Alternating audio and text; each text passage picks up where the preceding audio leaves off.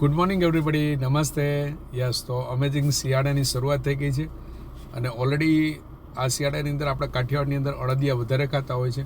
Overall ઇન્ડિયાની અંદર પણ મીઠાઈ અલગ અલગ પ્રકારની અલગ અલગ પ્રાંતમાં લોકો ખાય છે અને લે છે, રાઈટ. તો મારે આજે વાત કરવી છે મીઠાઈની નહીં પણ પ્રોટીનની વાત કરવી છે.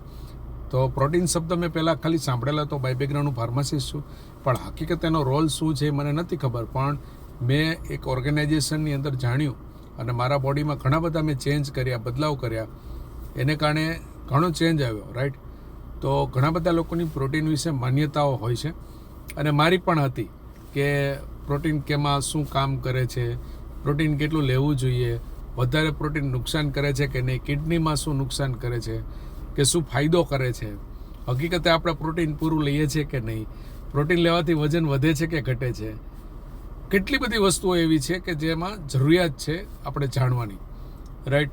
તો મેં જ્યારે નોલેજ લેવાની શરૂઆત કરી તો મારામાં ચેન્જ આવ્યો. તો આજનો આપણો સાંજનો એક ક્લાસ છે કે જેની અંદર આપણને ઘણી બધી માહિતી મળવાની છે કે પ્રોટીન શું કામ કરે છે, રાઈટ, અને કેવી રીતે કામ કરે છે.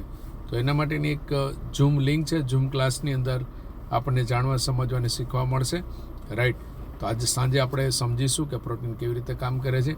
અને તમે જો વિશેષ જાણવા માગતા હોય તો મને ટેગ કરજો, મેસેજ કરજો, હું તમને હેલ્પ કરીશ તમે કેવી રીતે જોડાઈ શકો છો.